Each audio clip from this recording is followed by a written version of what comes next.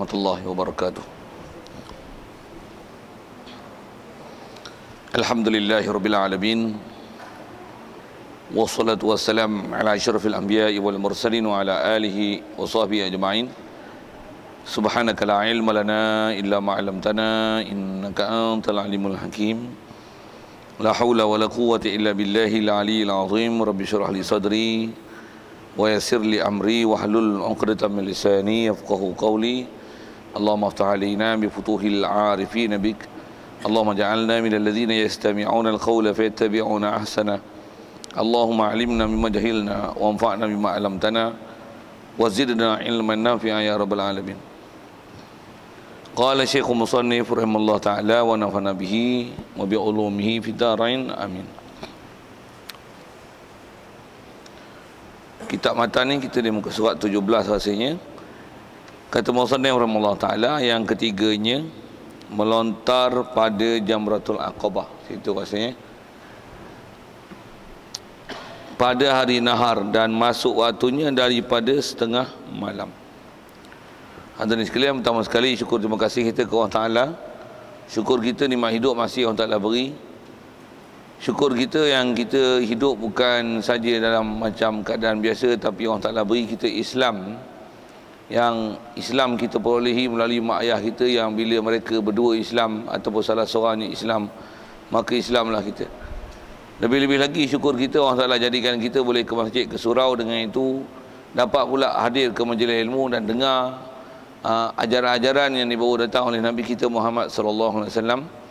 Yang dengan itu pula kita boleh membenarkan, mengakui, mengiktiraf, mengimani apa saja yang dibawanya. Yang dengan kita mengimani apa yang dibawanya, itulah dikatakan iman. Jadi syukur banyak-banyak kita hidup dalam keadaan Islam dan iman.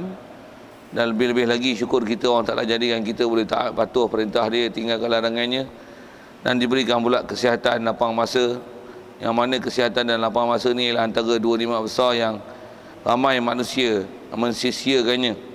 Tapi syukur banyak-banyak Allah Ta'ala berikan kita, dan kita gunakan dia untuk ke masjid, ke surau, untuk hadir majlis ilmu. Yang dengan itu dapat kita hadir solat berjemaah di masjid ini.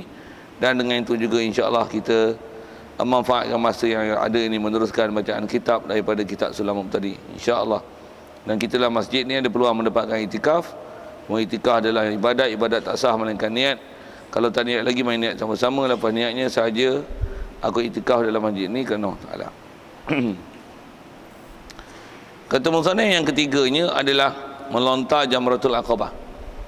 Kata sekalian, dengan angka yang apa yang kita nak baca ni, kita masih dalam bab wajib haji. Jadi kalau ikut ada 6 yang disenaraikan di awal, kata dia wajib haji. Kita dah pertama bincang dulu tentang masalah berihram di miqat. Yang keduanya adalah dengan bermalam di Muzdalifah. Wajib bermalam di Muzdalifah. Jadi kita nak masuk ni yang ketiga. Walaupun begitu, kalau dengan apa yang telah kita baca dulu, kalau ingatkan balik apa yang dah kita baca dulu, kalau ikut dah dicerita oleh pengarang kita bagaimana untuk menyelesaikan haji sampailah ke tawaf fardu tu. Macam mana pun apa yang kita nak baca ni seolah-olah macam ulangan tentang ada benda yang dah disebut, cuma diulang ni pasal nak mencukupkan bilangan wajib haji dengan spesifik. Yang dia kata ada 6, kita dengan nisbah baca baru 2. Yang dalam bab kedua itu tentang bermalam Muzdalifah, dan dalam bab Muzdalifah itulah yang telah dia panjangkan sampai ke Mina, melontar Jamratul Aqabah, betul balik ke Mekah untuk tawaf fardu, kemudian balik bermalam di Mina. Dah ada istilah nafar awal, nafar sani. Jadi kalau nisbah apa pelaksanaan haji itu telah selesai dicerita. Macam mana pun, kalau apa dulu tak faham, kod yang ni cerita balik, kod nak menambahkan faham, ataupun kod ada silap faham, boleh membetulkan balik kefahaman tersebut, insya-Allah. Baik. Jadi kalau dengan angkanya yang ketiga ni dalam wajib haji adalah melontar Jamratul Aqabah. Siap. Jadi kalau kita faham dengan apa telah dicerita dulu, melontar Jamratul Aqabah kita ni dengan disiplin disebut, lepas kita daripada Arafah, lepas maghrib tu kita akan ke dalam perjalanan nak ke Mina, tapi kita singgah dulu di Muzdalifah. Dan sebaiknya dikata sampai lepas subuh, dan subuh di Muzdalifah. Lepas tu barulah beransur turun ke Mina. Dan fokus besar Mina tu adalah melontar Jamratul Aqabah dulu. Jadi dengan bicara kita macam tu. Macam mana pun dengan apa yang dah disebut tu, jangan tak tahu dengan angka disebut yang ketiga melontar Jamratul Aqabah itu adalah wajib haji. Baik. Bila nak melontar Jamratul Aqabah, yang melontar Jamratul Aqabah ini yang ni jadi wajib haji dan dia satu saja jadi wajib haji dah. Maksudnya dia satu perkara saja wajib haji. Adapun melontar-melontar yang akan datang, melontar pada hari tasyrik 11, 12, 13, yang tu dia melontar yang jadi wajib haji adalah melontar pada ketiga-tiga hari tu. Maksudnya ketiga-tiga hari tu hukum satu wajib haji. Ketiga-tiga hari itu ialah pada hari 11, 12, 13. Hak tu adalah satu melontar. Melontar Jamratul Aqabah pada 11, 12, 13. Hukum satu wajib haji. Bukan satu melontar, hukum satu wajib haji. Adapun melontar Jamrah Aqabah pada hari raya, hak ni adalah wajib haji. Dia satu saja wajib haji. Baik. Jadi melontar Jamratul Aqabah pada hari nahar. Istilah nahar ni asal makna sembelih. Hari sembelih. Masuk hari sembelih pun hari boleh mula sembelih binatang kurban. Dan sedia maklum maksudnya bila boleh sembelih binatang kurban ni, maksudnya hari itu hari raya Aidil Adha lah. Jadi melontar Jamratul Aqabah ni adalah berlaku pada hari Aidil Adha, kalau dengan tarikh pada 10 Zulhijjah. Ya. Melontar Jamratul Aqabah adalah pada 10 Zulhijjah. Adapun melontar pada 11, 12, 13 itu dipanggil melontar jamrah pada hari-hari tasyrik. Dan dia melontar tu beza sikit dengan melontar Jamratul Aqabah pada hari raya ni pada 10 ni. Kalau melontar Jamratul Aqabah ni dia hanya melontar Jamratul Aqabah sahaja. Dia tak melontar jamrah-jamrah yang ula dan wusta. Dia hanya melontar Jamratul Aqabah sahaja. Adapun melontar pada 11, 12, 13 dia adalah melontar ketiga-tiga jamrah pada ketiga-tiga hari. Kalau kita nafar sani itu, ada istilah nafar sani itu. Baik. Jadi melontar Jamratul Aqabah ni ialah pada hari raya. Disebut hari raya itu maksudnya 10. Dan bila mula masuk waktu melontar Jamratul Aqabah, boleh melontar dah, dan masuk waktunya, waktu melontar daripada setengah malam, pada setengah malam, malam yang ke-10. Jadi dia mula tu dengan separuh malam, malam yang ke-10. Jadi separuh malam kita dah bicara banyak perkara dah dalam bab fiqh kita ni. Separuh malam maksudnya malam mula daripada maghrib habis dengan subuh, bahagi dua. Itu adalah istilah separuh malam. Kita separuh malam kaedah fiqh tak dikira dengan waktu antarabangsa pukul 12. Tapi kita kena pantau sendiri waktu bila nama separuh itu dengan kirakan waktu maghrib dan subuh, bagi dua antara maghrib dengan subuh. Okey. Jadi untuk boleh melontar Jamratul Aqabah ni bermula dengan separuh yang kedua malam hari raya. Okey. Siap. Jadi malam tu ialah malam yang ke-10. Jadi bahasa kita malam raya lah. Boleh dah melontar. Cuma biasanya pada malam tu kita tak sampai lagi ke Mina. Pasal apa? Pasal malam raya tu kita masih berada di Muzdalifah. Kalau ada pun selalunya di Muzdalifah lah. Kalau malam raya tu selepas kita Arafah kita akan berada di Muzdalifah. Macam mana pun kalau ada orang nak pergi terus pergi melontar Jamratul Aqabah, boleh. Dan kena jaga tak mana. Nak jaga dia ialah sempadan waktu. Bila masuk waktu melontar, masuk waktu melontar Jamratul Aqabah pada hari raya adalah dengan separuh malam. Dan separuh saya dah sebut tadi. Macam mana nak faham separuh. Pasal itu ialah kaedah separuh malam dalam syarak. Berbeza separuh malam waktu antara bangsa. Baik. Jadi bila dengan kaedah separuh malam itu masuk untuk waktu melontar Jamratul Aqabah, maka manakala masuk setengah malam pada malam itu ialah malam raya, malam hari nahar tu, maka masuklah waktu melontar Jamratul Aqabah. Itu mestilah satu. Dan juga dengan malam raya itu juga masuk waktunya, dan masuk waktu mabit di Muzdalifah. Itulah juga waktu untuk bermalam di Muzdalifah. Dua. Itu pun kita dah bicara dulu di Muzdalifah. Dan juga waktu itulah juga, malam raya itulah juga masuknya waktu tawaf dan waktu sa'i. Kalau tak buat sa'i lagi selepas tawaf kudum. Jadi malam raya itu adalah perhitungan besar, khususnya separuh malam, malam yang kedua, atau dia boleh panggil nisfus tsani pada malam raya itu, pasal dia adalah waktu masuk untuk bermalam di Muzdalifah. Dia juga waktu untuk masuk untuk boleh melontar Jamratul Aqabah. Dia juga waktu masuk untuk boleh terus ke Mekah untuk tawaf fardu. Cuma selalunya pelaksanaan haji yang biasa dibuat malam tu memang orang taklah melontar Jamratul Aqabah, taklah ke Mekah. Walibnya kita akan berada di Muzdalifah pada malam tu untuk bermalam di Muzdalifah namanya.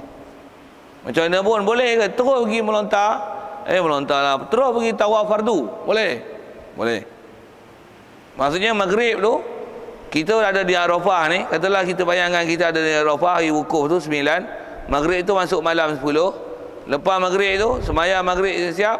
Kalau nak jalan pun, kalau kata waktu kita tak boleh jamak apa, kita sembahyang isyak dulu. Lepas sembahyang isyak tu terus ke Mekah. Buat apa? Tawaf fardu, tawaf ifadah. Dan jangan tak tahu tuan-tuan, saya masa duduk ngaji tu ada guru-guru duk cerita, kalau kita terus ke Mekah pada hari itu lengang, tak ada orang. Kalau ada pun orang Mekah sendiri yang dia tahu suasana lengang tu bila. Jadi kalau tuan-tuan pandai pun esok tuan-tuan pergi tu sikitlah berubah ayat itu. Pasal biasanya jemaah haji kita dia nema taklah ke Mekah terus daripada Arafah untuk tawaf fardu, tapi biasanya mereka akan ke Muzdalifah. Kalau tak Muzdalifah pun macam mana kita dah bicara isu dulu, dia akan terus ke Mina. Terus ke Mina. Sama ada terus menetap di Mina, lepas tu yang melontar tak melontar tu tapi biasanya perjalanan yang biasa dibuat ialah terus ke Mina. Macam mana pun, itu yang kita belajar fiqh tu. Maksudnya kalau kita faham, kita ada pilihan. Maksudnya sama ada malam tu untuk kita berada di Muzdalifah dan istilah untuk dapatkan bermalam di Muzdalifah, ataupun terus ke Mina untuk melontar Jamratul Aqabah. Cuma atas kata bermalam di Muzdalifah itu adalah wajib haji, wajib patah balik semula untuk berada nanti sebahagian pada separuh malam yang kedua itu mesti berada di Muzdalifah supaya nama bermalam di Muzdalifah. Kalau tidak nanti kena dam kerana meninggalkan bermalam di Muzdalifah. Ataupun pilihan seterusnya adalah dengan kita daripada Arafah tu lepas maghrib isyak apa tu, selesaikan terus isyak terus ke Mekah. Contoh buat apa? Tawaf fardu. Lepas tu kalau tak sa'i lagi lepas tawaf kudum sa'i. Jadi selesailah haji kita tu di situ. Cuma ada wajib haji tak selesai. Dan dengan haji, dengan kita tawaf tawaf fardu dah cukur. Lepas tu boleh cukur rambut dan boleh bertahlul lah tu. Dan tahlul tu dah tahlul hasil tahlul tsani. Pasal apa? Pasal kita dah buat tawaf fardu. Tawaf fardu tu adalah buat tahlul yang paling besar sekali. Jadi tinggal wajib haji aja yang tinggal. Macam mana pun untuk supaya tak kena dam bermalam di Muzdalifah, lepas pada Mekah balik ke Muzdalifah untuk bermalam di Muzdalifah. Cuma sempat tak sempat jangan tanya saya. Sempat tak sempat jangan tanya saya. Macam mana pun ni plan. Tuan-tuan boleh buat plan A, plan B, plan C. Sajalah kita gunakan bahasa-bahasa itu. Pasal kita mengaji ini tujuan dia nak faham. Bila faham tuan-tuan, tu yang kita kalau tak tanya pejabat agama tak apa, tak tanya tabung haji tak apa, tak tanya mufti tak apa, pasal kita dah kerti nak buat apa. Macam kita semayang, kita tengok imam tu lupa tayat awal, takkan nak pergi tanya mufti. Leceh tuan. Tuan-tuan ada ilmu, tuan-tuan selesai lah tu boleh selesai. Tapi kalau bodoh macam mana? Jumpa mufti, tanya mufti, dia tengok kelahi lah. Mufti jawab macam ni, Pak Syekh jawab macam ni, tuan-tuan faham macam ni, Tok Imam faham macam ni, makmum faham macam ni. Pening gitu. Satu, kena ada ilmu. Sikit lah usik ke ilmu tu. Tapi jangan tak tahu dengar saya sebut. Ilmu macam tu yang orang tak mau main ngaji. Kalau ceramah orang main. Padahal nisbah ilmu tuan besar majlis macam ni tuan-tuan kena datang. Yang ni lah istilahnya pendidikan formal yang kita nak faham baca dalam kitab, dan ilmu pula kitab dengan fiqh Syafi'i. Kadang-kadang kalau kita pergi kursus haji pun bukan baca kitab, dia datang moderator lah, kita nak rujuk balik tak boleh, tak pandai. Yang ni siap kelahi bertampur tak apa. Ada pula kau buat haji style apa. Yang ni panduan-panduan yang sebut. Saja ke sana sikit pasal nak sebut boleh buat plan A di Muzdalifah, plan B ke Mina untuk melontar jantung akobah, tu patah balik ke Muzdalifah supaya tak kena dam meninggalkan bermalam di Muzdalifah. Plan C ke Tawaf ke Mekah terus untuk tawaf fardu, masa tu pun tak sibuk, senang selesa untuk buat ibadat tawaf. Lepas tu turun balik ke Muzdalifah untuk bermalam di Muzdalifah. Ada A, B, C, isap tu you. Kalau tuan-tuan tak kerti, ikut je lah tabung haji, tunggu je lah di Muzdalifah, plan A. Satu, ada kenalan tuan-tuan, pada masa tu cukup bermanfaat besar. Pasal ada kenalan ni dia mudah, dia tahu selok-belok jalan, tambah pula boleh sewa motor ke apa, basikal ke, best masa tu. Tapi tuan-tuan nak pergi sana kena latih naik basikal dulu lah. Itu basikal dah tinggal 80 tahun. 80 tahun silap sebut banyak sangat. 40 tahun dah tinggal orang naik basikal tak kerti dah. Sajalah usia-usia itu. Okey, siap.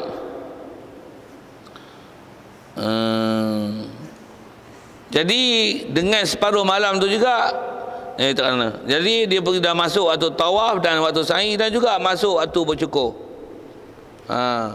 Masuk waktu bercukur. Cuma nak bercukur mestilah selepas pada tawaf fardu, ataupun lepas pada Jamratul Aqabah. Kita dah bicara dah itu sekali lalu, disebut dengan perjalanan tahlul tahlul awal, tahlul sani tu. Baik, dari segi pilihan ada A, B, C. Macam mana pun dia kata tetapi ditertibkan dia afdal. Pasal istilahnya tak melongkar harus. Tapi boleh. Baik. Iaitu kata dia macam mana kata tertib, iaitu mabit di Muzdalifah lah. Kemudian barulah melontar Jamratul Aqabah. Kemudian ia bercukur untuk tahlul awal. Jadi nak pergi Mekah tu bolehlah pakai pakaian berjahit, tak ada masalah. Kemudian barulah dia turun ke Mekah, tawaf sa'i. Kalau kita punya perjalanan selalu tabung haji, memang kita akan ke tawaf ke Mekah untuk tawaf fardu ni bila? Pada hari 13 lah kalau kita nak farsani. Selepas melontar pada hari ke-13 tu barulah turun ke Mekah untuk buat tawaf fardu. Dan ghalibnya inilah kata-kata orang buat, dan masa inilah tawaf paling sesak sekali. Selalunya. Tak percaya ada buat balik Mekah ni, tuan-tuan tanya. Cuma dengar saya takut yang ni. Tuan-tuan tak pergi Mekah, tuan-tuan ngaji, tuan-tuan faham. Demo pergi Mekah, rupanya tak apa ngaji, tak faham. Kau tanya apa ni, aku tak apa faham katanya. Padahal bawa balik Mekah. Ya Allah. Sikit-sikit saja dah usik tuan-tuan. Jangan tak tahu akan berlaku peristiwa gempak macam tu kalau demo tak mengaji. Baik, manakala dikerjakan dua daripada tiga perkara ini.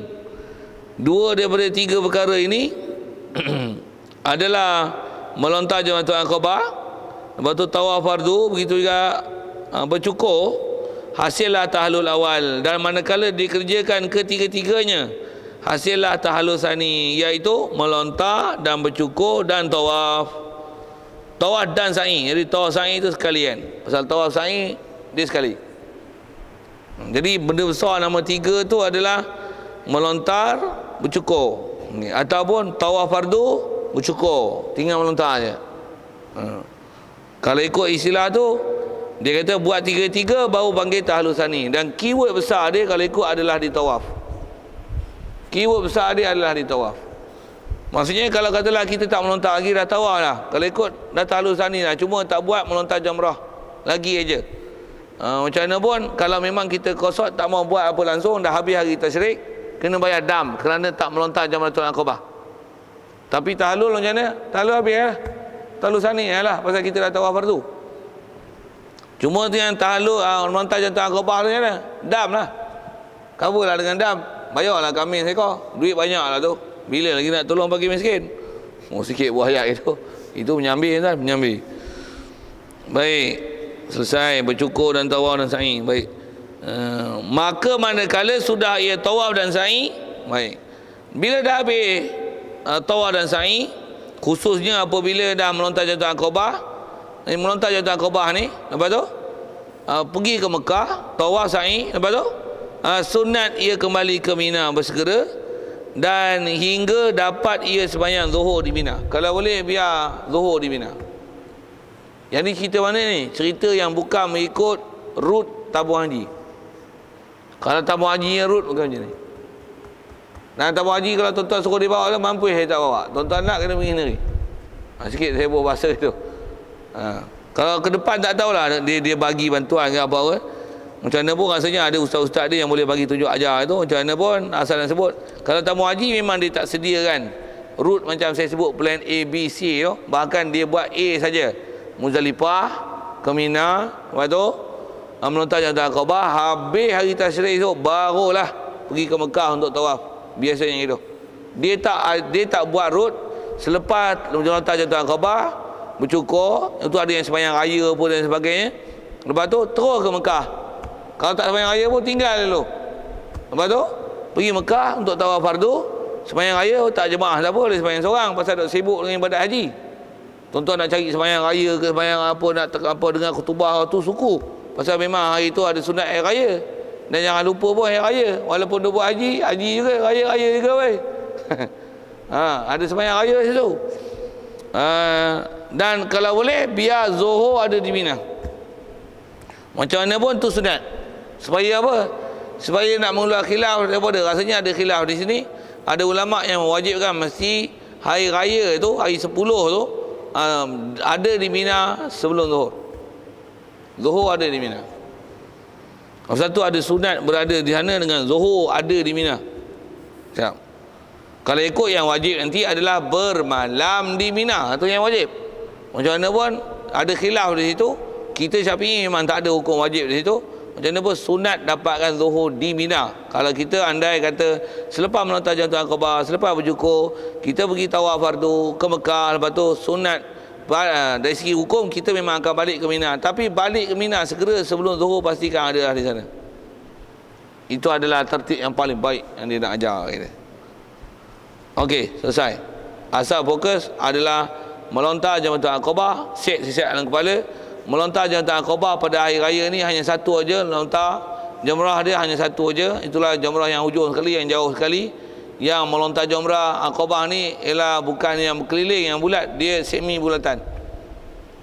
Pasal biasanya dibuat ada dinding, kalau dulu pun memang berdinding, lepas tu dia ada penanda, lepas tu dia ada semi bulatan. Kalau Jamratul Ula dan Wusta biasanya dia bulat. Pasal dia daripada semua pihak. Dia ada tempat tanda bulat, itu ada tempat tanda. Jamratul Wusta pun macam tu. Tapi Jamratul Aqabah di sebelah aja ada tanda. Lepas tu dia semi bulatan. Pasal hanya boleh melontar di sebelah sini, tak boleh melontar di sebelah daripada arah sebelah sana. Tuan-tuan tak faham sini sana tu. Cuba bayangkan alam maya. Saya tak pakai slide, saya tak pakai laptop, saya tak pakai apa, alam maya. Tuan-tuan pakai laptop tuan-tuan sendiri. Bayang sajalah guna bahasa-bahasa moden sikit kan. Kadang-kadang alat tu kadang-kadang dia memudahkan, tapi kadang-kadang payah je, leceh nak pergi tunjuk-tunjuk. Yang ni tak payah. Tuan-tuan ada laptop sendiri, pancah sendiri, lagi clear. Tak payah pakai tenaga elektrik, alat pun tak pakai banyak. Nak tekan pula payah. Tak payah, simpan terus. Tuan-tuan bayang macam tu, tuan-tuan pergi sana esok, tuan-tuan boleh copy and paste sama tak, matching tak, relate tak, sama tak. Saja saya usik-usik itu. Saya sebut itu tuan-tuan pasal saya ngaji dulu macam tu. Mana ada alat-alat apa PowerPoint tak point-point lah. Mana lah. Tapi faham semua tu lah. Bahkan tuan-tuan saya ngaji tok guru dulu, orang tua-tua dulu, tuan-tuan faham gila orang yang buat haji padahal tak nak pergi.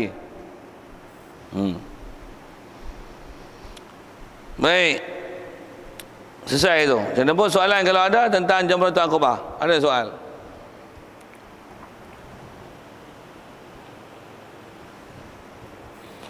Baik, kalau tak ada terus keempat. Keempat wajib haji ialah wajib bermalam di Mina. Okey. Jadi wajib haji seterusnya adalah bermalam di Mina. Dan nak malam di Mina ni bila? Beberapa malam tasyriq, iaitu kata dia malam 11 dan malam 12 dan malam yang ke-13. Jadi ada istilah wajib haji bermalam pada hari-hari tasyriq di Mina. Okey.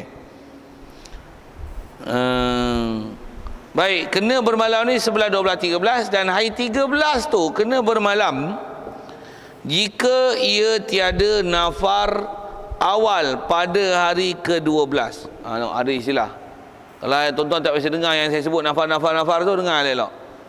Jadi bermalam di Mina ni kalau ikut dia ada dua pilihan. Ada plan A, plan B. Plan A, bermalam sampai malam 13 dan melontar pada hari 13. Plan B, boleh melontar bermalam pada malam 12 dan melontar pada hari 12 dan keluar daripada Mina sebelum daripada terbenam matahari masuk malam ke-13. Kalau dengan kita keluar pada hari ke-12 selepas melontar untuk hari ke-12 lepas zuhurnya, dan terus kita ke Mekah dan kita keluar daripada Mina sebelum daripada maghrib untuk masuk malam ke-13, yang tu dipanggil nafar awal. Selalunya ramainya yang buat nafar sani. Apa nafar sani? Bermalam pada 13 dan melontar jumrah pada siang hari ke-13 selepas waktu gelincir matahari. Maksudnya dengan masuk zuhur. Itu dipanggil nafar sani. Quran sebut dalam, Allah Ta'ala sebut dalam Quran, فَمَنْ تَعَجَّلَ فِي يَوْمَيْنِ فَلَا إِثْمَ عَلَيْهِ وَمَنْ تَأَخَّرَ فَلَا إِثْمَ عَلَيْهِ. Tu cerita nafar tu.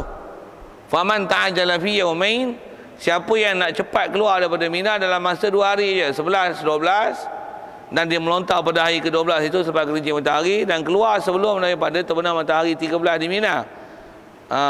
Faman ta'akhkhara, faman ta'ajjala fi yawmain fala itsma alaih. Tak ada dosa. Apa maksudnya? It's up to you.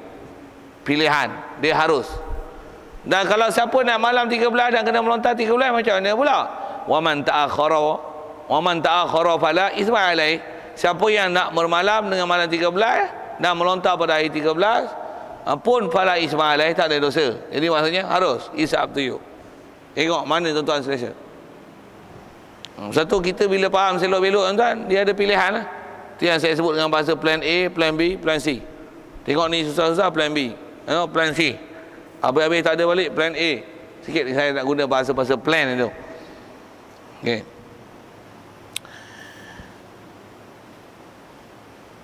Maka manakala sudah ia nafar awal pada hari yang ke-12 dengan syaratnya, apa dia syarat untuk jadi nafar awal? Seperti sudah ia bermalam 2 malam, mesti malam 11 dan malam 12 berada di Muzdalifah, berada di Mina, dan sudah melontar pada kedua harinya pada hari 11 dan 12. Dan kaedah melontar pada hari 11, 12 dan 13, masuk waktu melontar dengan gelincir matahari pada setiap hari tersebut. Dan habis melontar untuk ketiga-tiga hari, tutup dia pada dengan masuknya malam ataupun terbenamnya matahari untuk masuk malam yang ke-14. Selagi tak terbenam matahari 13 untuk masuk ke malam 14, selagi itu boleh disempurnakan melontar jamratul tiga-tiga jamrah pada hari 11, 12, 13 hari tasyriq. Kalau sampai terbenam matahari pun masih belum dapat melontar, dam. Macam mana kefek dam nanti jumpa depan. Macam mana pun nak sebut, mesti melontar. Kalau nafar awal 11, 12 mesti sekurang-kurangnya 2 malam. Dan bila hari 12 tu dia mesti melontar untuk hari ke-12 dengan selepas gelincir matahari. Sekali lagi sebut, masuk waktu melontar pada setiap 11, 12, 13 adalah dengan gelincir matahari. Jadi maksudnya hari 11 gelincir matahari hari itu baru boleh melontar untuk 11. Masuk hari 12 gelincir matahari baru boleh melontar untuk hari ke-12. Hari 13, masuk hari 13, gelincir matahari baru boleh masuk untuk melontar pada hari 13. Adapun kalau nak buat ringkas boleh macam ni. Pergi hari 13, pergi pagi, melontar untuk hari 11 dulu, lepas tu pusing pula, rehat sikit, lepas tu melontar pula untuk hari 12 punya, elok-elok habis pun rehat sikit, masuk Zuhur, lepas Zuhur hari 13 tu melontar pula untuk hari ke-13 nya. Boleh jamak kan 3 hari tu untuk melontar pada hari 13. Boleh. Dobit dari mana? Selagi tak terbenam matahari 13 dan malam